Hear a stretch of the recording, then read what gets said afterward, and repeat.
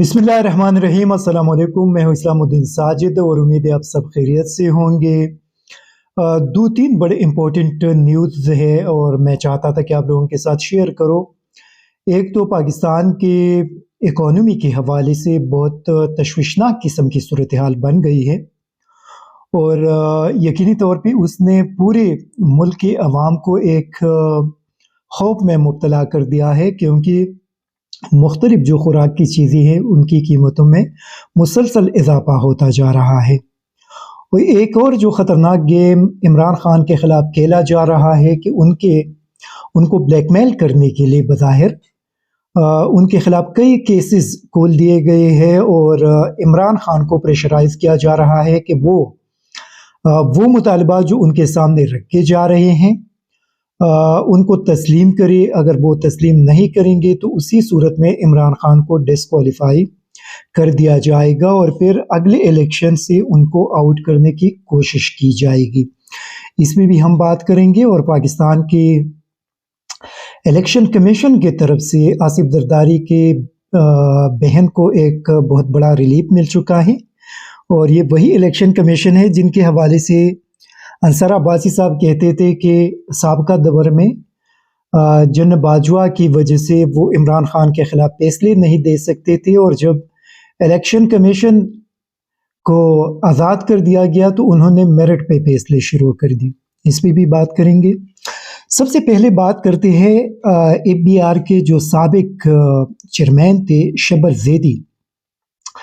उन्होंने एक ख़तरनाक बात की है और वो कह रहे हैं कि 2023 में पाकिस्तान दिवालिया हो सकता है, मतलब अगले साल पाकिस्तान दिवालिया हो सकता है। ये शबर जैदी साहब का दावा है और वो अपने ARY से उन्होंने गुफ्तगू की है और उन्होंने कहा है कि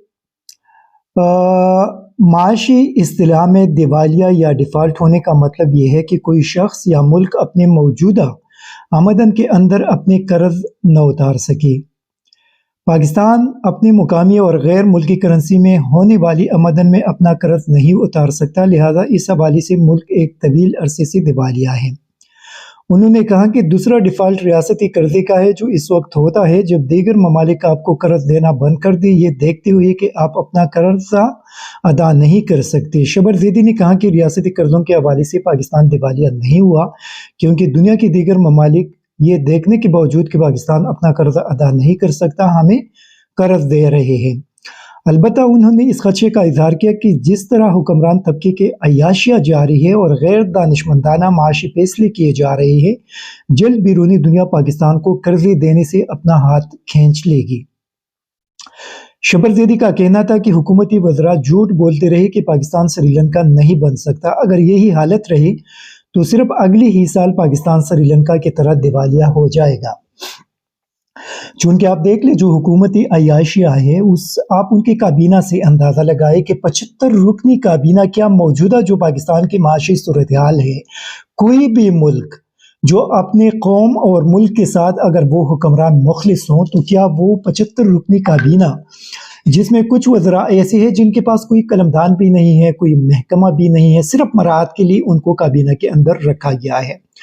फिर आप पार्लिमानी सेक्रेटरीज और इन सबको अगर मिलाएंगे तो ये तकरीबन 115 से बात ऊपर चली जाती है। तो आप देख ले पाकिस्तान जैसे गरीब मुल्क क्या 115 वफाकी वज़राए मुमलिकत, स्पेशल असिस्टेंट और पार्लिमानी सेक्रेटरीज इनका बोझ उठाने के काबिल है जो मौजूदा सूरत हाल है पाकिस्तान की। इससे आप अंदाज़ा लगाए कि यहाँ पे आपके जो शरीफ फैमिली है, जरदारी फैमिली है, आपके मौलाना फजलुर रहमान जैसे लोग हैं, वो इस मुल्क के साथ कितने मुखलिस हैं। इस पूरी सूरत हाल से आप इनका पाकिस्तान के साथ इखलास का अंदाज़ा लगा सकते हैं कि एक तरफ मुल्क डूब रहा है, मुल्क की आवाम बदतरीन महंगाई का सामना कर रहे हैं, लोगों की मुश्किलात दिन ब दिन बढ़ते जा रहे हैं और ये लोग अपने शाहाना खर्चों और अयाशियों में कमी लाने के लिए तैयार नहीं है। IMF की तरफ से अभी ये डिमांड किया जा रहा है कि जो पेट्रोलियम लेवी है उसके मद में 300 अरब रुपए یہ ڈیمانڈ کر رہے ہیں کہ 300 ارب روپے ٹیکسز پاکستانی عوام پہ پیٹرولیم کی مد میں لگائے، 500 ارب مزید ٹیکسز پاکستان کی عوام پہ دوسری مدات میں لگائے، اور ساتھ بجلی کی قیمتوں میں اور بھی مزید اضافہ کرے۔ یہ تقریباً راؤنڈ اباؤٹ 800 بلین مزید ٹیکسز اور ساتھ بجلی کی قیمتوں میں اضافہ کرے۔ آپ دیکھ لیں کہ اس حکومت آنے کے بعد بجلی کی قیمتوں میں 100% سے زیادہ اضافہ تقریباً ہو چکا ہے۔ پھر آپ دیکھ لیں کہ جو ٹیکسز ہے اس کو ساتھ ملا کر یہ تقریباً پی یونٹ 50 یا 55 سے بھی زیادہ تک پہنچ جاتا ہے، جو پچھلی حکومت میں زیادہ سے زیادہ 16-17 روپے میں تھی۔ پھر آپ گیس کی قیمتوں کو دیکھ لیں، آپ دوسرے جو پیٹرولیم مصنوعات کی قیمتیں ہیں اس کو آپ دیکھ لیں، 150 سے 225 اور 230 تک بات پہنچ گئی۔ تو آپ مزید بھی اگر عوام پہ ٹیکس لگا رہے ہیں، ساتھ لوگوں کی معاشی صورتحال آلریڈی تباہ ہو چکے ہیں، تو یہ قوم آپ کدھر لے کر جانا چاہ رہی ہے؟ اسی وجہ سے ہم تو بار بار یہ کہہ رہے ہیں کہ پاکستان تباہی کی طرف بڑھ رہا ہے اور اس کو ملک کو بچایا جائے، لیکن جو بچانے والے ہیں وہ شاید ابھی تک انٹرسٹڈ نہیں ہیں۔ اور جو عمران خان کے حوالے سے کل عمران ریاض نے بھی اپنے پروگرام میں بتایا تھا کہ عمران خان کو انڈائریکٹ دھمکی دی گئی ہے کہ اگر آپ مطالبات نہیں مانتے تو آپ کو الیکشن سے آؤٹ کر دیا جائے گا، اور اس کے لیے باقاعدہ تیاریاں شروع کر دی گئی ہے۔ اسلام آباد ہائی کورٹ میں 20 دسمبر کو ان کے حوالے سے ایک کیس مقرر کر دیا گیا، اور کیا کیس ہے یہ آپ دیکھ لیں۔ عمران خان کے خلاف جو الزامات لگائے جا رہے ہیں کہ ان کی بیٹی ہے اور انہوں نے اپنے الیکشن کی جو ریکارڈ ہے اس کے اندر انہوں نے اس کو ظاہر نہیں کیا،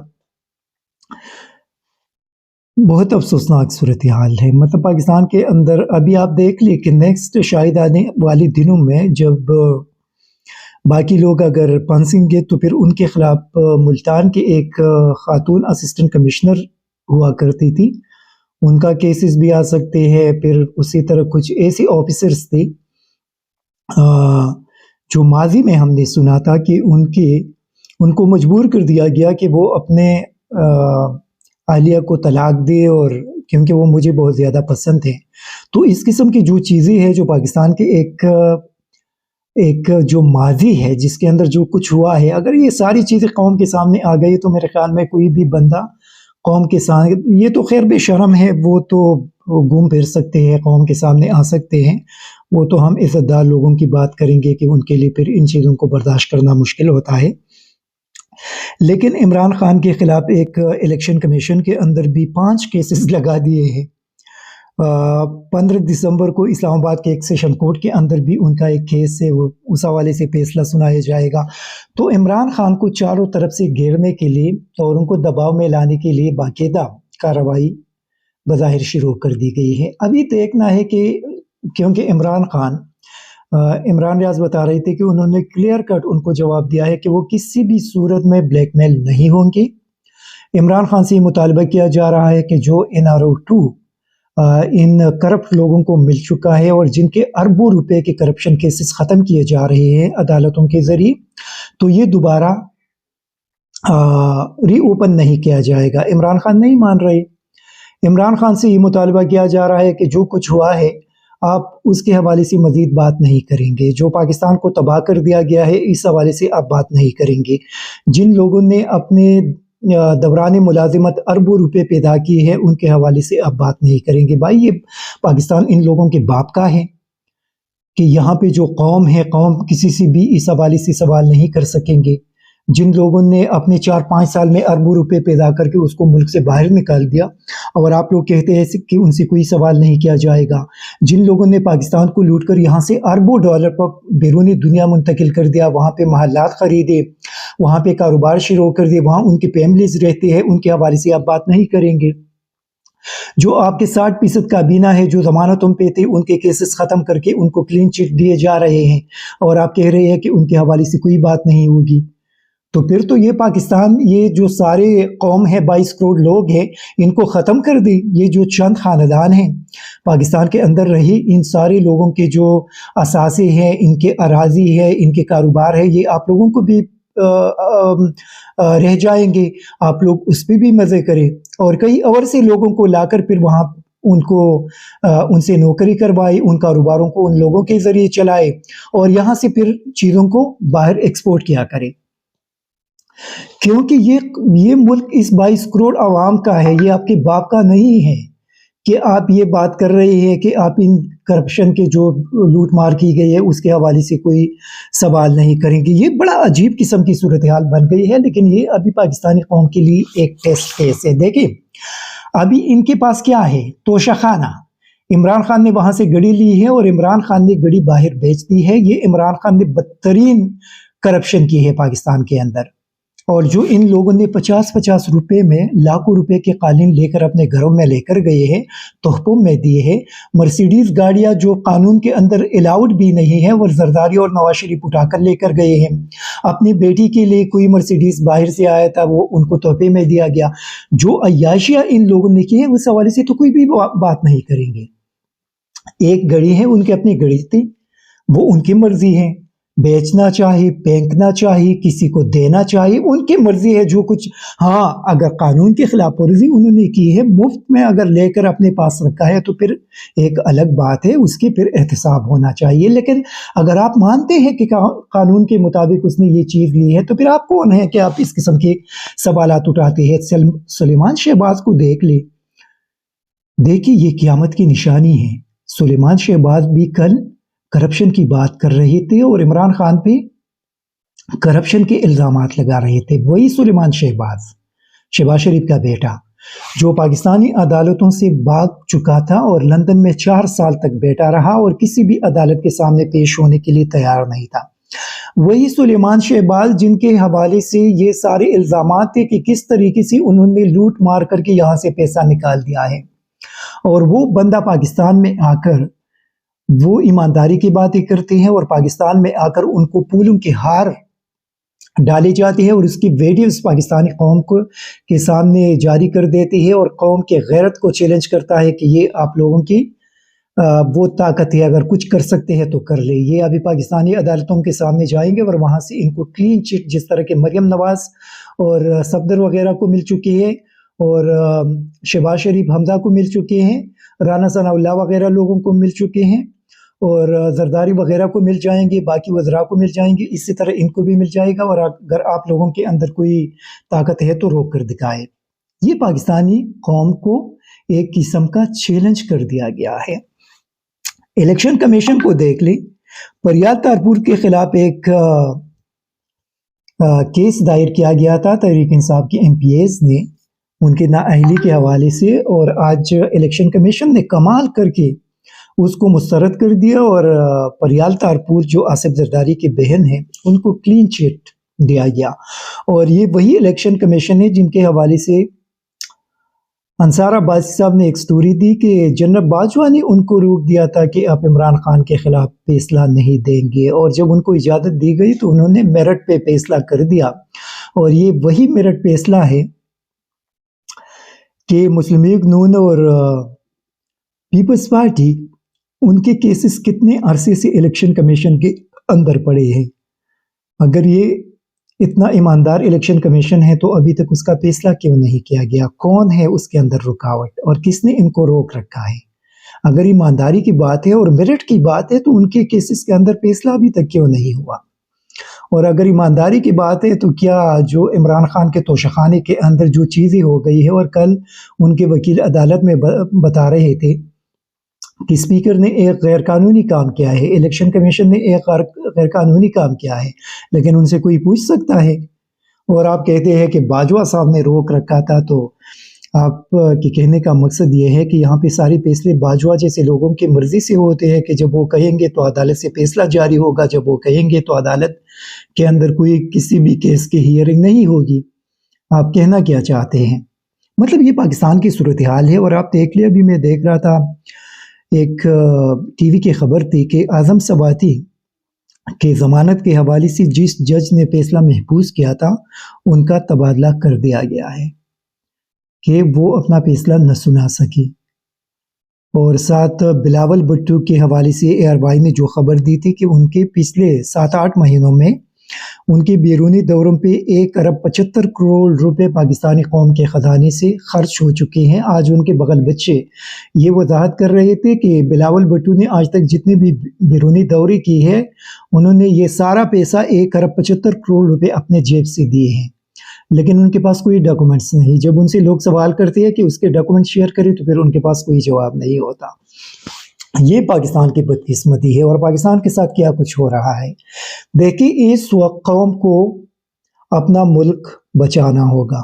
अगर आप लोग चाहते हैं कि ये जो हमारा मुल्क है, जहाँ पे हमारा जीना और मरना है, जहाँ पे हमारे बच्चे रहते हैं, हम रहते हैं, और यहाँ से हम नहीं जा सकते कहीं, तो फिर हमें अपने मुल्क को बचाना पड़ेगा।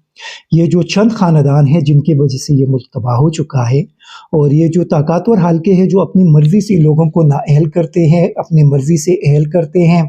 और आप देख लें कि अभी नवाज शरीफ को भी वापस आकर उनको भी क्लीन चिट दिया जा रहा है, और उनको साफ सुथरा बनाकर कौम के सामने लाया जा रहा है, जो कौम का मजाक यहाँ पे उड़ाया जा रहा है। तो ये कौम की जिम्मेदारी है कि वो अपने मुल्क की हिफाजत करे, अपने मुल्क के अंदर कानून की हुक्मरानी लेकर आए, और अगर नहीं लेकर आ सकते, और ये सारी चीज़ें अपने वोट के ज़रिए करेंगे, ये याद रखिए, ये सारी चीज़ें आप लोग अपने वोट के ज़रिए करेंगे। और जब वोट के ज़रिए करेंगे, जब आप लोगों ने अपने वोट के ज़रिए इन मोरसी सियासतदानों को निकाल दिया, इनको सियासत से आउट कर दिया, तो आप उन ताकतवर लोगों का रास्ता भी रोक सकेंगे। क्योंकि जब आप उनके इस किस्म के जो लोग हैं जिनको इशारों से इधर उधर करते हैं, जब आप इनको सियासत से निकाल देंगे ना, तो फिर उनके पास कोई ऑप्शन नहीं बचेगा, और फिर आपके मुल्क के अंदर कानून की हुक्मरानी आएगी।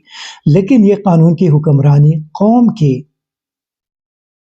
बगैर मुमकिन नहीं है, और इसका आने वाले इलेक्शन में आप लोगों को कड़ा होना पड़ेगा कि उस इलेक्शन के अंदर आप इन तमाम जो पीडीएम की ये जो जमातें हैं, जिन्होंने एक इकट्ठा बनाकर एक जो पाकिस्तान का ये बदतरीन हाल कर दिया, इन लोगों को सियासत से अपने वोट के ज़रिए आउट करना पड़ेगा। और जब आप लोगों ने इनको निकाल दिया, तो आप यकीन करिए कि पाकिस्तान के अंदर बहुत सारी जो चीज़ें हैं, वो अपने दुरुस्त सिमत में आकर ये मुल्क तरक्की की तरफ बढ़ेगा। Thank you very much. ISTV Pakistan को सब्सक्राइब करें और बेल आइकन को दबाएं मज़ीद वीडियो और अपडेट्स के लिए।